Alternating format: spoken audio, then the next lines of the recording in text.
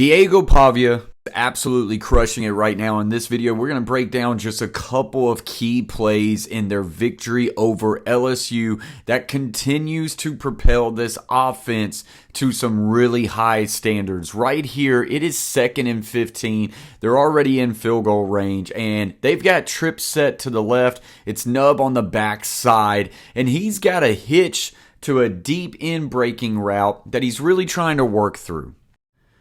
LSU pre-snap looks close to man coverage, but they're going to drop off in some sort of cover 2 zone. The biggest key issue here is when they drop people off into these zones, there's really no one to account for Diego Pavia. That's not good because Diego's legs can make you pay. Right here, this backer popped off into this hitch window, this hook curl window right here. Diego could have got the ball out quick and get them into a 3rd and manageable, but he was really trying to push off to that in-breaking route. The other backer now jumps the running back going to the flat. The only one who is remotely home for the quarterback is this backside free safety that's robbing. But as the in-breaking route starts to break across the middle, he starts to try to undercut that. He loses his focus on quarterback Diego Pavia. It creates a huge gash into the middle of the field, and he is able to take this down, not only get the first down, but almost scores a touchdown. They ended up ruling that he was down at the 1, but it sets him up 1st and goal from the 1, where on the very next play, Diego punches it in with a QB sneak. Against Diego, you simply have to have an answer for the quarterback. The number 1 rule, is the quarterback a runner or is he not? Diego is definitely a runner. Right here, key play in this game. It's late in the 3rd quarter. Vanderbilt's up 24-21. It's a 4th and 1. Vanderbilt already got shut down on a 4th and 1 earlier in this game, close to the same field position. Vanderbilt is going to show a split zone action. Offensive line's going to zone left block.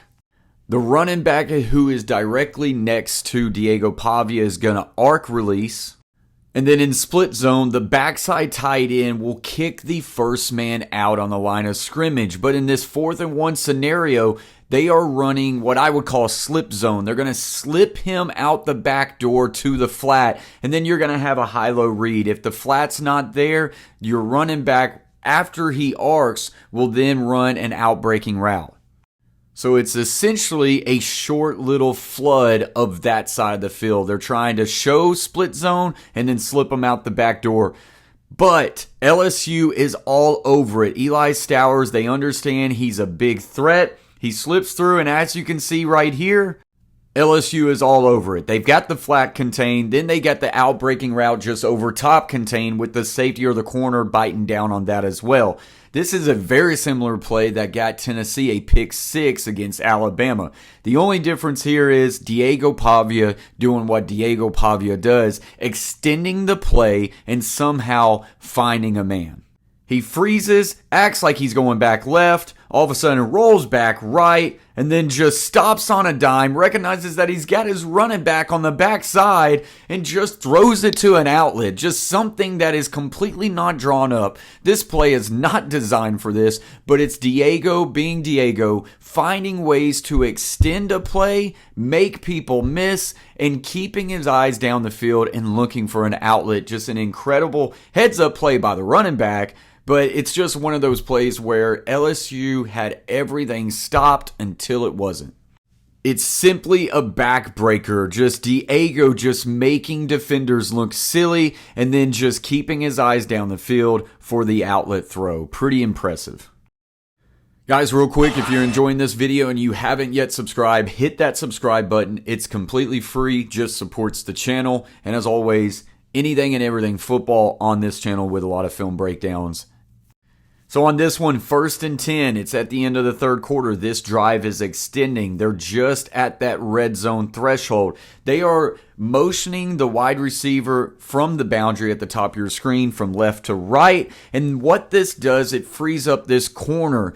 Because there's no one else backside, it frees him up to come in on a stunt, and it just ends up being a corner blitz. But the left tackle peels off just at the right time, and he's able to get a really good pickup for Diego Pavia to then step up into this pocket. The concept that Beck, the offense coordinator, has drawn up here is to take a vertical shot. Stowers is up the field off of the tackle. Outside receiver is pressed vertical too. The running back will now slip up the hashes, and they're creating a 3 vertical shot with the wide receiver who is in motion just going to the opposite numbers.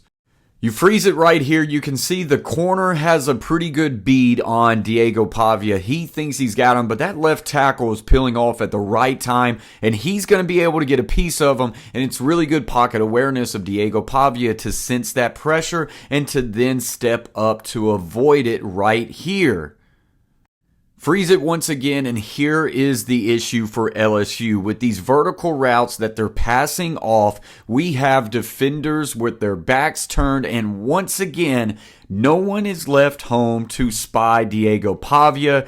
And as he steps up in this pocket, he senses that, and he sees the open grass, and he takes advantage of it. He just continues to step up in the pocket. Nobody's there, and he is on an easy path to the end zone. One of the easiest runs that he has had to date.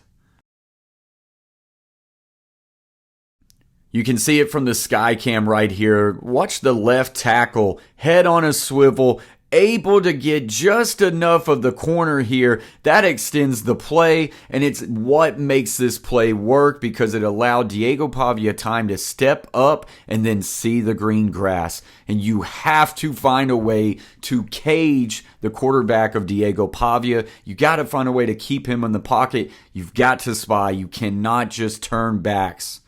Because if you do, you're playing a dangerous game, and he has been able to make some teams pay. Let me know what you guys think about Diego Pavia and Vanderbilt going forward. As always, stay humble, stay kind. Peace.